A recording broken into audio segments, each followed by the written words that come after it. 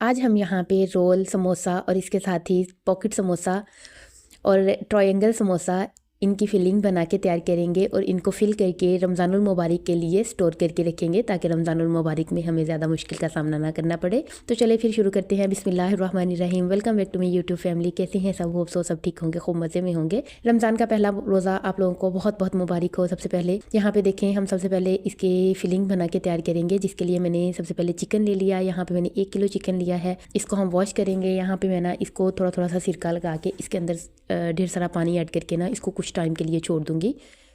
5 से 7 मिनट के लिए मैं इसको छोड़ दूँगी ताकि जो इसके अंदर एक्स्ट्रा ब्लड वगैरह है वो रिमूव हो जाए। यहाँ पे ना सिरके के साथ ही बहुत ही अच्छे से जो चिकन है वो साफ़ हो जाता है और बहुत ही जल्दी साफ़ हो जाता है। यहाँ पे देखें, इसका ना जो एक्स्ट्रा ब्लड वगैरह था वो निकल गया था। अब मैं इसका ये पानी गिरा के इसको अच्छे से वॉश कर लूँगी। ये बहुत ही अच्छे तरीके से सिरके के साथ साफ़ हो जाता है। आप भी इसी तरह चिकन को जब भी धोना हो तो इसी तरह धोएं। बहुत ही अच्छे तरीके से जो चिकन है वो हमारा साफ़ हो जाएगा।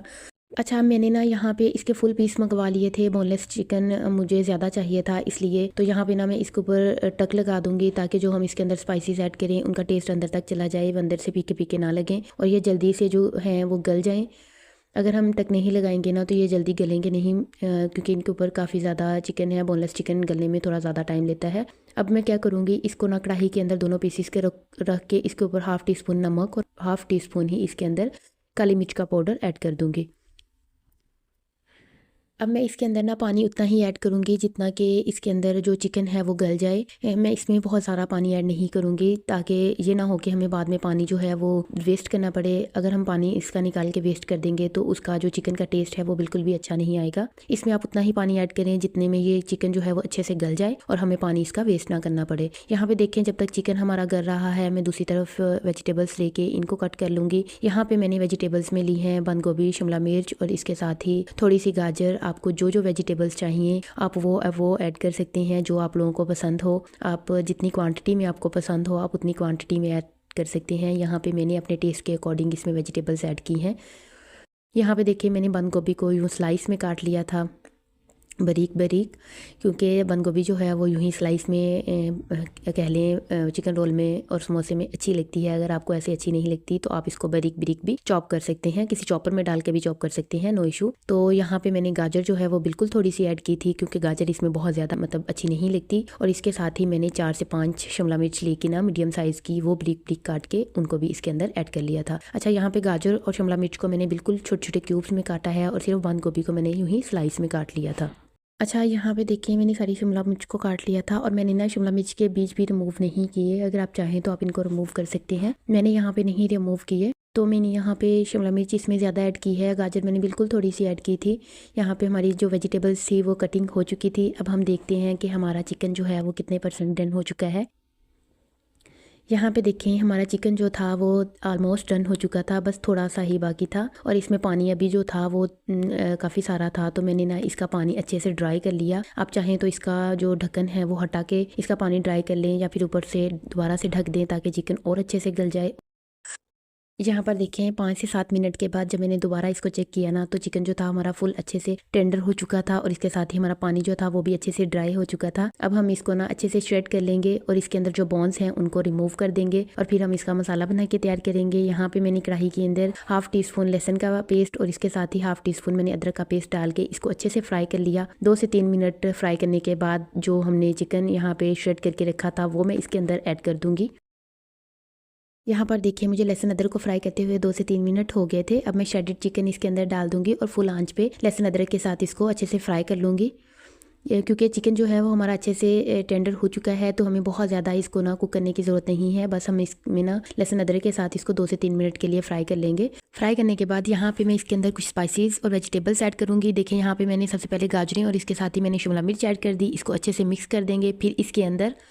फिर यहाँ पे मैं इसके अंदर ऐड कर दूँगी बंद गोभी ऐड करके हम इसको अच्छे से मिक्स कर लेंगे। मिक्स करने के बाद फिर हम यहाँ पे कुछ सॉसेस और इसके अंदर कुछ स्पाइसेस ऐड करेंगे। यहाँ पे देखें, मैं ना इसके अंदर 3 टेबलस्पून सिरका वो ऐड करूँगी। इसके साथ ही 3 टेबलस्पून सोया सॉस और 3 टेबलस्पून ही इसके अंदर चिली सॉस ऐड कर दूँगी। फिर हम इसको अच्छे से मिक्स कर लेंगे और मिक्स करने के बाद फिर मैं यहाँ पे ना कुछ स्पाइसेस इसके अंदर ऐड करूँगी। अच्छा, आपने ना स्पाइसी जो है ऐड करते हुए एक बात का ख्याल रखना है कि हमने ना इसमें नमक और काली मिर्च का पाउडर पहले भी ऐड किया हुआ है, तो आपने ना उसी एक क्वांटिटी के हिसाब से यहाँ पे स्पाइसेस ऐड करने हैं। यहाँ पे देखिए मैंने 1 टीस्पून इसके अंदर कुटी लाल मिर्च और इसके साथ ही हाफ टी स्पून नमक, थोड़ा सा चाट मसाला और 2-3 सब्ज़ मिर्च लेके उनको ब्रिक स्लाइस में काट के ना वो डाल दी। और मैंने यहाँ पे ना जो पाउडर ब्लैक मिर्च है वो नहीं डाली, क्योंकि मैंने पहले चिकन में डाल दी थी और नमक भी मैंने यहाँ पे थोड़ा सा ऐड किया है क्योंकि मैंने चिकन में ऑलरेडी नमक डाल दिया था। अब हम क्या करेंगे, इसमें मैंने थोड़ी सी चीनी ऐड करके इसको अच्छे से मिक्स कर दिया ताकि जो हमारी वेजिटेबल्स हैं उनका कलर ऐसे का फ्रेश ही रहे, वो ख़राब ना हो। और फिर हम इसको ना कवर कर देंगे 1 मिनट के लिए। अच्छा, यहाँ पे ना हमारी फिलिंग जो थी वो बिल्कुल रेडी हो चुकी थी। अब हम ना समोसा और रोल है उसको लॉक करने के लिए एक लेई बना के तैयार करेंगे। यहाँ पे मैंने पानी और मैदा ले लिया, इसको अच्छे से मिक्स कर लिया। मिक्स करके यूँ इतना लिक्विड रखते हुए ना इसकी मैंने एक लेई बना के तैयार कर ली। इसको हम रोल पट्टी पे अप्लाई करेंगे ना तो हमारा रोल और समोसा जो है वो लॉक हो जाएगा। जब हम इसको ऑयल में डालेंगे ना तो ये किसी साइड से खुलेगा नहीं और ऑयल हमारा जो है वो ख़राब नहीं होगा और हमारा समोसा बहुत अच्छे से फ्राई हो जाएगा। इस लेई को हम अच्छे से रोल पट्टी के ऊपर अप्लाई करेंगे। अप्लाई करने के बाद यूँ फिलिंग इसके अंदर रखेंगे। आपने ना जो मैं फोल्डिंग करी हूँ आपने इसको बहुत ही ध्यान से देखना है। अच्छा, हम ना बहुत छोटे समोसे बना के तैयार कर रहे हैं, आपने बहुत ज़्यादा फिलिंग इसके अंदर ऐड नहीं कर देनी वरना आपको फोल्डिंग करने में मसला हो जाएगा। आपने थोड़ी थोड़ी सी फिलिंग लेते जाना है और इसको ऐड करके यूँ समोसा बना के तैयार कर लेना है। देखिए माशाल्लाह से हमारा समोसा बिल्कुल बन के रेडी हो गया। इसके साथ ही अब हम ट्रायंगल समोसा बना के तैयार करेंगे। इसको भी आपने ना दोनों साइडों पे अच्छे से आपने लेई को अप्लाई कर लेना है। करने के बाद फिर आपने पहले इसकी शेप बना लेनी है। शेप बनाने के बाद फिर आपने इसके अंदर फिलिंग करनी है। बहुत ही आसानी से बहुत ही जल्दी बन के तैयार हो जाते हैं। अगर आप बनाएंगे ना तो यकीन करें पूरा रमज़ान मुझे दवाएं देंगे। एक बार बना के स्टोर कर लें। यहाँ पे देखिए मैं इसके अंदर चम्मच भर के फिलिंग ऐड कर रही हूँ। ऐड करने के बाद आपने बहुत ही अच्छे से इसको सारी साइडों से लॉक करना है ताकि जब हम इसको फ्राई करें तो ये ऑयल के अंदर खुल ना जाए। देखिए ट्रायंगल समोसा हमारा बिल्कुल रेडी है। अब हम क्या करेंगे, अब हम पॉकेट समोसा बना के तैयार करेंगे। यहाँ पे देखिए मैंने 2 ब्रिक रोल पट्टियाँ ले ली।